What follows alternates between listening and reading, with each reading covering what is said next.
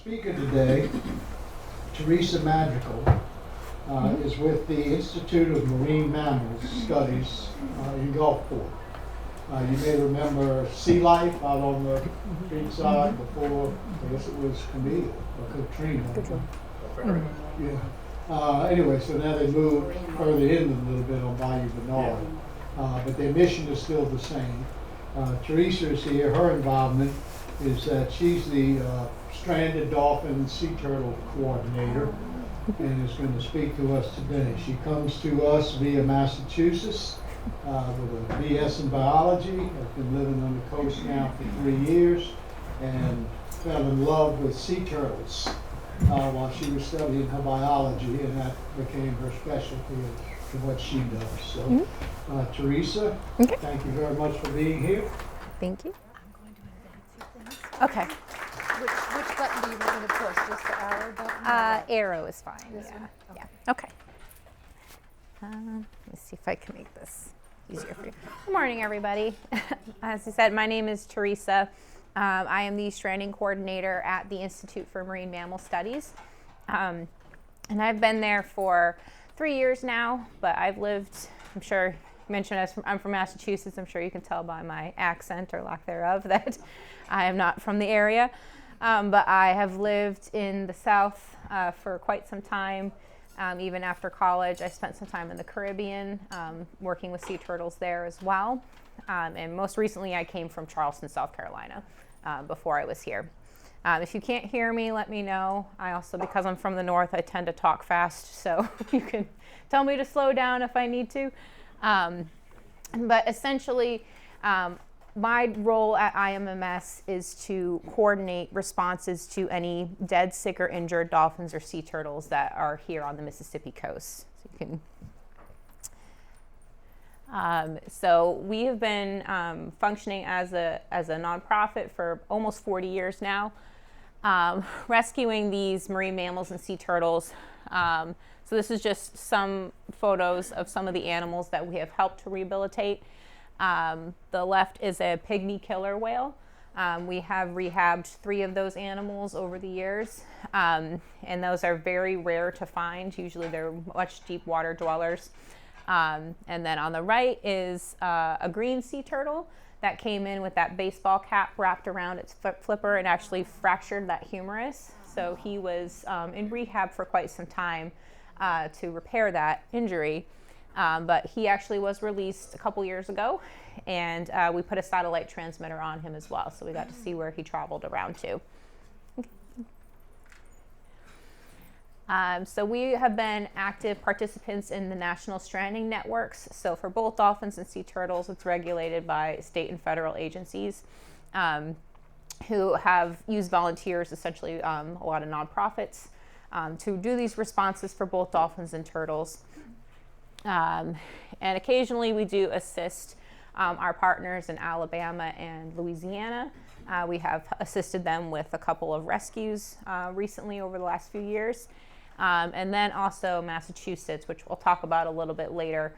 So we actually have sea turtles from my home state that have been flown down here for long-term rehabilitation. But I will get into that a little bit more later.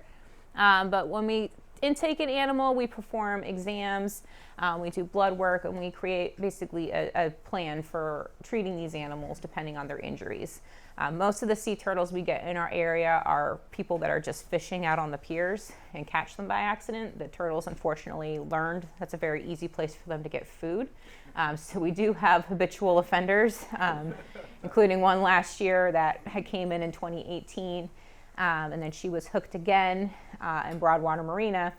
And when we pulled her out, she actually had 3 hooks inside of her. So she had broken free from 2 other hooks beforehand. So like I said, they learn, unfortunately, that it's very easy food. And so they keep coming back. But it's important that if you catch one, we want the public to know you're not in trouble by any means. Just call us, let us know so we can come and just make sure everything's okay with the animal before we release it again. Okay. So this is just some photos of different treatments and things that we do for the animals. We have a partnership with Mississippi State University's College of Veterinary Medicine. So our 2 on-site veterinarians are actually from Mississippi State, but we also have access to their veterinarians with different specialties. So we have an internal medicine specialist that comes down a lot to do these hook removals that require like an endoscope if they're all the way down almost in the stomach. And then also we've had vets from MSU look at their eyes, and look at different things that go on with these animals. But we have capabilities to take x-rays at our facility, and also drawing blood. So that top right photo, sea turtles, their jugular veins are actually on the top of their necks. So that's actually where we draw their blood. You know, their shells can be very difficult to really find anything, any other kind of easily accessible blood vessel. Okay. So I mentioned the sea turtles that came in from Massachusetts. So sea turtles are reptiles, so they're cold-blooded, so their body temperature is going to mimic their environment. There's a large portion of them that will strand in Massachusetts during the wintertime. They're seeing this as basically a direct effect of climate change. These animals are just hanging out too far north for too long, and then they have a sudden storm or something that drops the temperature real drastically. And once the water temperature gets to about 50 degrees, these sea turtles will become what's called cold stunned. They wash in with pneumonia, secondary infections, and they get hundreds and hundreds of animals every year. This past year, Massachusetts had over 800 animals alone. And throughout the whole New England region, they had over 1,000 sea turtles that came through. So since there's so many animals, they can't facilitate that much rehab up in their northern facilities, so they fly them south. So for the last few years, we've assisted with that. But this is kind of what cold stunning looks like. They get like a lot of skin lesions and different things like that. So it can be months of rehab work. So we got our last group on December 12th this past year, and we've released 10 of them so far. Okay. So yeah, this is just the numbers. There is a volunteer organization called Turtles Fly 2, and they are mostly retired pilots that will volunteer their time and planes to fly them down on private jets down here. They land in Gulfport, and then they transfer them in these banana boxes. So that's how we see this. But this is a whole regional effort. We're not the only facility that receives them. All the way from Florida to Texas, we'll receive some of these animals to help facilitate and try to get these animals back into the wild. So we took in 30 this past year. As I mentioned, hooked turtles are our most common, what we see here. So whenever we do get an animal in, we always do take those preliminary x-rays. And so you can see this turtle's got multiple hooks throughout. So we never know on the outside exactly what's going on inside. So if there may have been another time where it was hooked by somebody else, and we see these other internal hooks that we have to remove. Switching gears into dolphin rehabilitation. So we do have the capability to rehab marine mammals as well. So this is just showing you how we actually draw blood on a dolphin, which is on their tail or their flukes. And then this is a smaller dolphin that we had in rehab that is getting x-rays done as well. Okay. When we get a marine mammal in rehab, a lot of times it's a huge effort on our team's part to take care of these animals. It's 24-hour watches where we're either in the water supporting them. A lot of times when they come in, they're very weak. So they breathe through their blowhole, which is on the top of their head. So we need to make sure that they're staying above the water to be able to breathe properly. So a lot of times we are sitting in there, holding them up, walking them around the pool. I have videos of us out there at midnight with some of our more recent rehab cases. So it's a huge amount of effort. And when people do see these marine mammals wash in on shore, a lot of people think to push them back out. But that's one of the worst things to do when they strand like that. Usually they're very sick, something's wrong, and they're going to do it again. So we'll find them usually a couple hours later. still stranded on the beach. Okay. I mentioned the pygmy killer whales, which was also featured in one of those first photos. So those two stranded in Waveland in 2015, and they were rescued, rehabilitated, and they were in our facility for almost a year before they were released. So we had the Coast Guard take us out on a boat to release these animals, and they also had satellite transmitters attached to them as well. So we have a study out on their dive patterns, and it's a very poorly understood species. It's not very common for people to even have them in a rehabilitation facility. And I believe in Japan is the only other country that has rehabbed these animals before.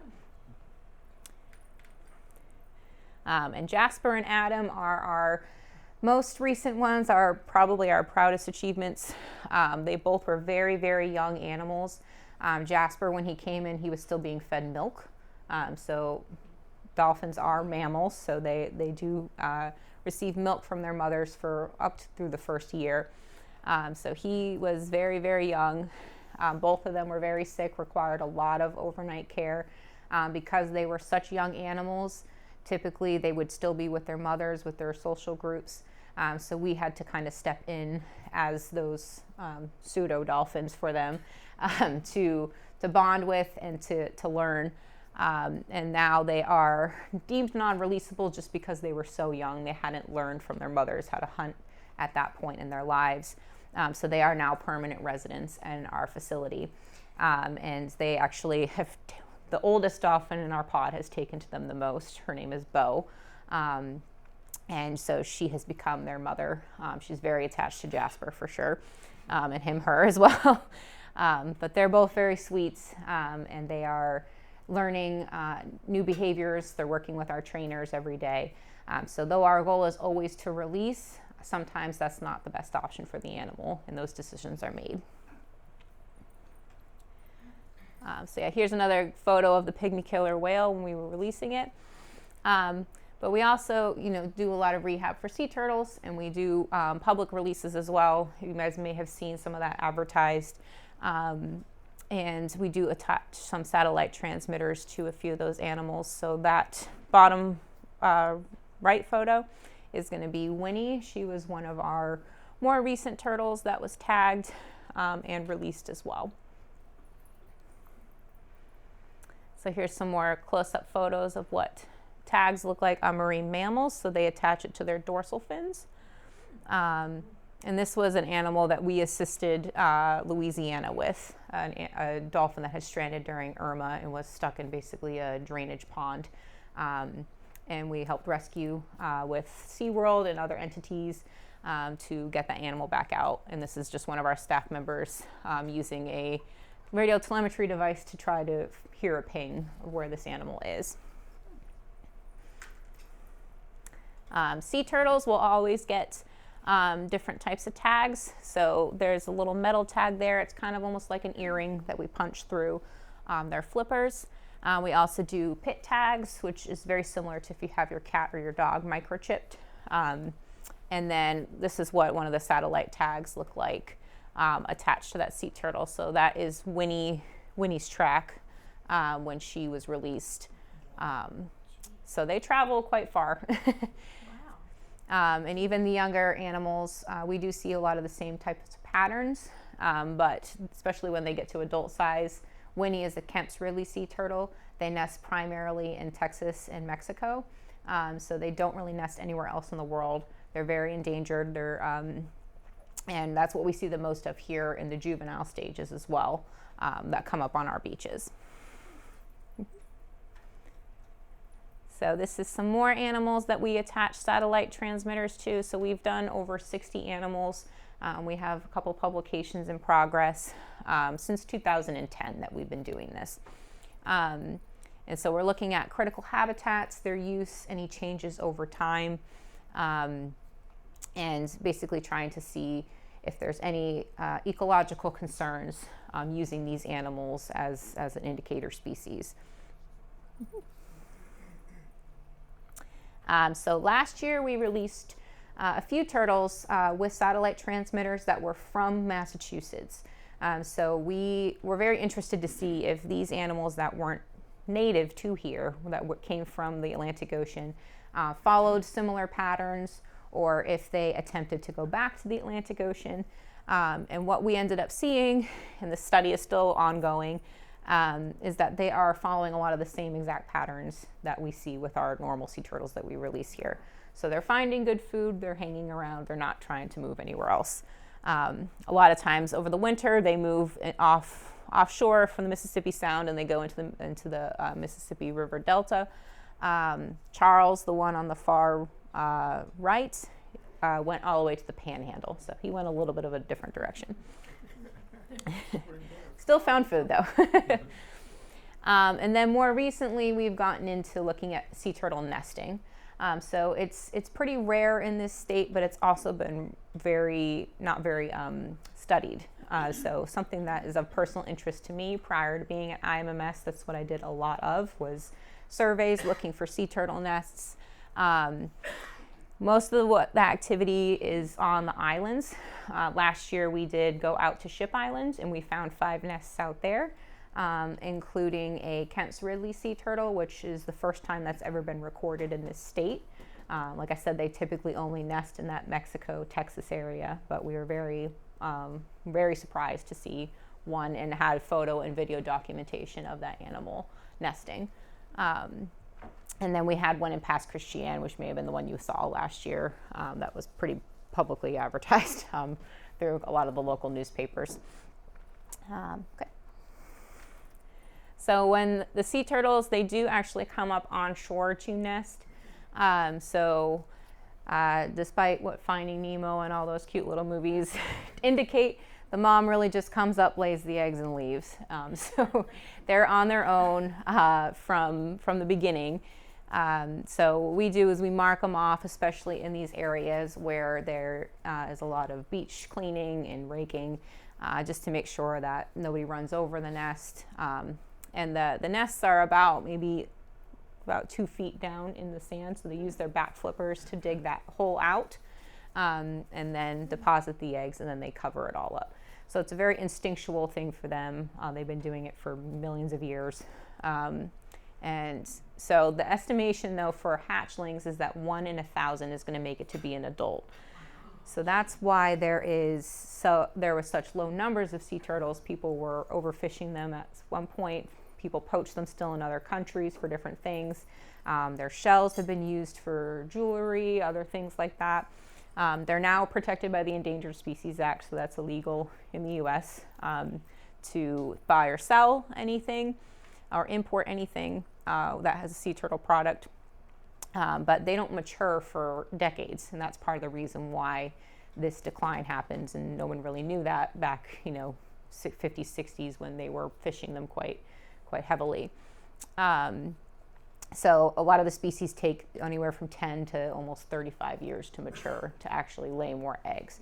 So that's the reason for this big decline with the animals. But since the federal protections have gone into place, most of the species are doing well and improving.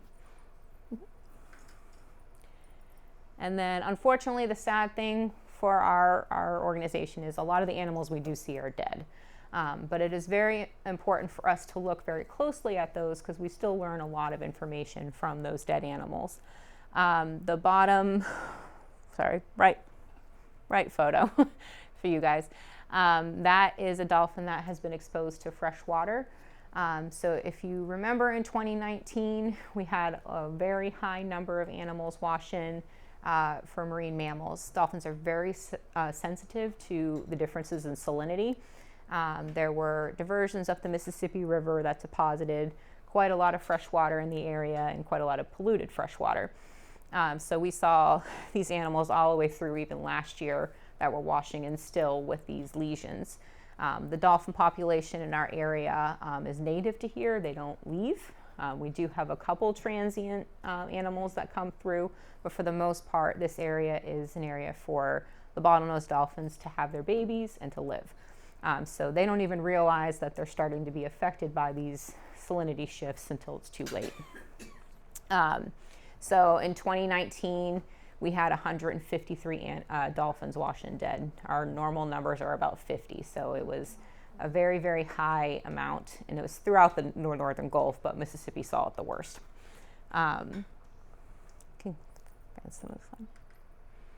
But we do necropsies, which are essentially animal autopsies on any of these carcasses that come in. We collect samples, we send it off for different diagnostic testing, and we're looking to try to determine cause of death. We're looking for trends, overall health, and really any other indicators of things that may be going on in the environment that we may need to look closely at. Okay. So this is just our partnership with Mississippi State University. Dr. Moore and Dr. Barrett are our on-site veterinarians, but these are other veterinarians at Mississippi State that we utilize for different specialties to help treat both our dolphins and turtles. And then we do have volunteering and internship opportunities. So if you or any family members are interested in that, my department has usually takes about 4 or 5 interns, and they're involved with the stranding response as well as the rehabilitation work for those animals, and different education things as well. And then this is our stranding group. So if you guys know Moby Solangi, that is his photo. He's the one that is our founder, and he had marine life, that original facility that was right at Gulfport Harbor, that was destroyed during Katrina. So he's been at the forefront of all this for the last 40 years, and has really helped me branch out a lot in my career here, especially looking into sea turtle nesting, which is, like I mentioned, is something that wasn't really previously looked into before. And then that's it. Does anybody have any questions? Yes. Are you open to the public? Yes, so we do have a park that's open to the public that's called Ocean Adventures. So that is on the same campus, but we're right off Cowan and Lorraine Road in Gulfport. And so we have some resident dolphins, sea lions, stingrays, sharks, birds. We do different educational shows throughout the day, but that part is open to the public, but same organization. On the nesting, Yes. you say the young would take 30 years before they would come back? Yes, yes. Some species, so Kemp's Ridleys mature a little quicker. It's around 10 to 15 years, but loggerheads, which is what we have historically seen the most of here nesting, take about 35 years to mature. And last question. Periodically, manatee will work its way up here. I don't know if that's Yes. your comment on it. We do monitor that. Dolphin Island Sea Lab currently holds the permits for the area. But we do see, especially actually in Bayou Bernard, we've had them right behind our facility. So they've historically swam up, from what I understand, to the power plant where there's some warmer water there. In the summertime, we do get reports periodically. It's not a huge concern if we see them in the summertime unless they're in distress. But the wintertime, if you sight them, it's a bit concerning. And we get some assistance with. It's cold, they'll die. Yeah, they're very susceptible to heat stress. A lot of them head over toward Florida, but some of them don't. Yes. Do you have stickers someplace that could be posted with telephone numbers to call? Yes. If someone finds something on the beach? Yes, I have hotline cards here with me. On the fishing piers, we do have signs posted that say, if you hook a turtle, this is what the steps to take and what to do. We don't want people to cut the line for the hooked turtles, because that eventually ends up wrapped around them somewhere. And we do want to remove things from them. But yes, we do have signs posted. But the phone numbers, would be Yes. important. Yes. What's the average life expectancy and the size of a mature sea turtle? Sea turtles, it can vary. I believe Kemp's Ridley's is around 60 years that they estimate that they live. They're a little bit better studied in a captive environment. But I know green sea turtles have been estimated to be over 100, so that estimation is true. There is a sea turtle at the New England Aquarium in Boston that she's been there the entire time they've been open, and she was at another aquarium prior to that, so they know she's at least 80 years old. So they are very long-lived species. Kemp's Ridleys are smaller. When they get to be adult size, their shell can be about 2 feet. Greens can be about anywhere 4 to 5 feet. And then the largest sea turtle, the leatherbacks, can get up to 9 or 10 feet. So they anywhere from greens will be about 300-400 pounds. And then I know that some weights that they've done on leatherback sea turtles, they've been over a ton. So yeah. They're big animals. Bigger than you think. Yes. How far south would those Massachusetts turtles that got caught in the cold weather have to go and do go when wintertime comes to have warmer water? They've done a few satellite telemetry studies on the Atlantic coast, and they typically go to about North Carolina, South Carolina waters. 1,000 miles. Yeah. So quite a distance. And they can be fine in Massachusetts. The issue is how Cape Cod is shaped. It's like the big arm that comes out. They end up in that Cape Cod area, and then they just can't figure their way out. So that typically is what happens with those. But yeah, they do migrate quite a bit. Our turtles tend to seem to stay around Louisiana and then come back into the sound. The dolphins that are impacted by salinity, what winds up killing them? Is it a respiratory issue? Is it a blood issue? What?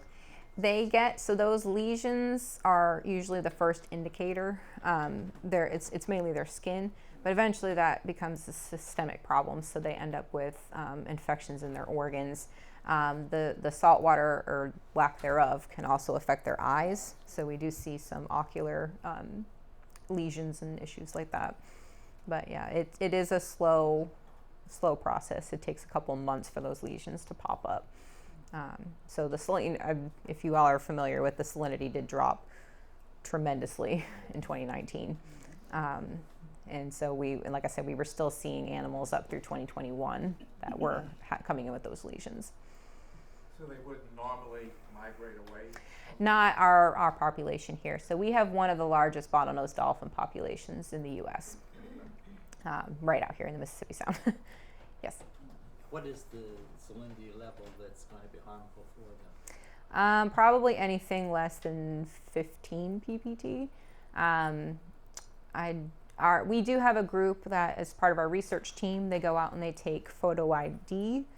So they take pictures of their dorsal fins. Each animal is unique. So that ends up working out like a fingerprint.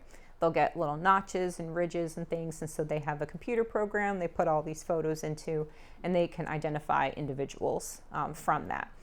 But while they're out, they also do take temperature and salinity readings and different water quality parameters. So Kayaking on the Wolf River, sometimes I see pods there. Did they just go to feed and then go back to the saline? Typically, yes. If you see them far upriver, it can be a little bit of a concern. We've had a few reports of one up the Chuticabuffa currently.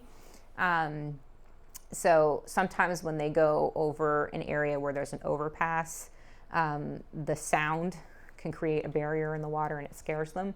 So if they swim through it, sometimes they won't swim back through it. So then it becomes a rescue thing. Yes. Theresa, what is your source of funding? So we currently are funded through the NIFWIF program. So that's Department of Environmental Quality. And so we work through a couple of different grants, Go Mesa as well. Do you Yes. have a summer camp for children? Yes. So Ocean Adventures hosts, they're actually hosting a lot of mini camps right now too, but there are summer camp programs. There's lots of stuff for kids. And so if you go on our website or if you call the main office number, they can give you a lot more information on that. But usually, so you're fine. Usually the camps are a week or two. Okay. And if you wanted to come for a day visit, Mhm. do you need to make a reservation? Nope, no reservation. During COVID you did, but no longer. So if you just come to the facility, I believe the admission is $15. Okay. Mm-hmm. I have one last question. Yeah. the tracker that goes on the dorsal fin of the dolphin, that doesn't interfere with their swimming? 'Cause it's much bigger than I expected. Yeah, it does not. So all of those things are factored in. What they do is that dorsal fin is cartilage, so they drill a hole through it. Essentially, there's no big vasculature through there, so it's not harmful to them in any way. So that, and it's flexible and it moves a little bit. But everything with either marine mammals or with sea turtles, all of those decisions to apply transmitters has to do with the animal's size. So they factor in all those different things, the health, those before that we make the decision to do that. All right. Thank you very much, Theresa. No problem. That was Thank very you. interesting. Really was. Thank you. Very